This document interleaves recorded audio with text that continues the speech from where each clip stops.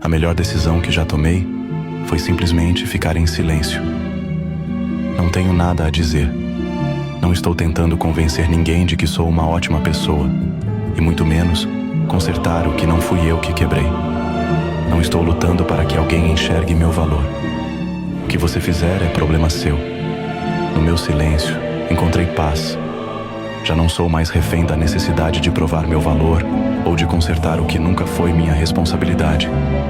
Descobri um novo tipo de força.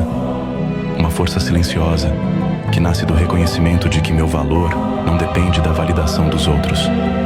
No meu silêncio, encontrei minha voz, e ela fala